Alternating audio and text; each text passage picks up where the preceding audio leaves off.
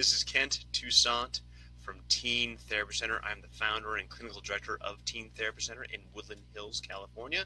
For more information on us, you can always visit our website at teentherapycenter.com. Today is the inaugural Tips on Teens video blog. I have a lot of blogs on the website, articles I've written, and now we're going to do a video blog once a week to answer your questions every Wednesday at 12 o'clock here live on Facebook. Many of you have seen me on CBS. I have a monthly news segment on CBS Morning News called Ask Kent, where people email their questions in and I answer them live on TV. If you want to hear your question answered on TV, you can write into askkent@cbs.com.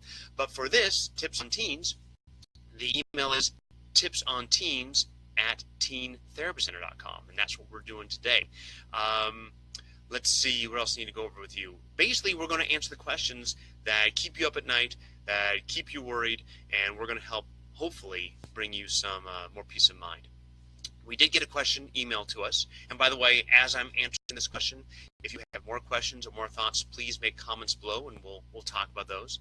But the question for today, let me open this up so I can see the whole question, is, and you can find it in the comment section, you can read with me if you like. The world of parenting has changed drastically over the years. I have to ask how a parent that wants to raise their child with the right morals, respect, and self-control can maneuver all the new obstacles that are out there now. How do we raise our teens in a world where many other parents allow or just don't seem to care about anything their child does? There's a lot to unpack there. I can spend hours talking about this, but we're just going to take a few minutes to hit on some very few key points. The first is, no two parents agree. All parents have their own opinions. Some parents allow a lot of video games, some don't. Some allow a lot of social media, some don't. Some don't care about bedtime, some do. There's no set right or wrong answer. You just have to go with what's important to you. So instead of focusing on what other parents may or may not be doing and how they influence those children who may influence your children, you can't control that. All you can really control is what you can do and how you interact with your kid, which brings us to our second point, is it's really important to make sure that you have a very clear idea of what your values and morals are. Again, big things are like social media use, and granted, I want to acknowledge that I'm on a social media platform. I don't ignore the irony of that. Video games, substance use, friends, spending time with family. There's a lot of interactions, a lot of situations that we as parents really need to have a very clear opinion on. And the more we talk to other people, the more it clarifies what's important to us. Thirdly, it's really important that we share those opinions with our kids, but also we allow our kids to share their opinions with us. We need to know our priorities, but we also need to understand their priorities. And our kids need to feel safe to share those thoughts and opinions, even when we disagree with them. Because if there's a sharing of opinions, they're more likely to be compromise and collaboration instead of an authoritarian and a subject.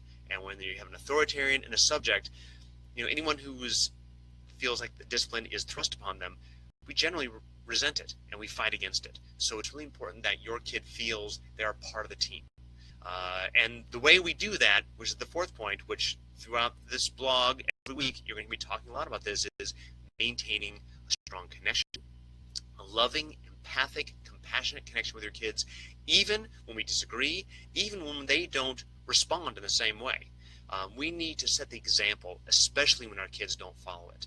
And if we are setting that example and walking the walk, not just talking the talk, and we're creating a really strong relationship with our kids, they're more likely to listen to us. Because by the time our kids are teens, we don't have control. It's hard to keep a 6'2", 16-year-old in the house if he wants to leave. But we do have this influence, and that influence is based on that connection and that love and that compassion that we share and the patience we share with our kids. So that's it. That's our question of the day.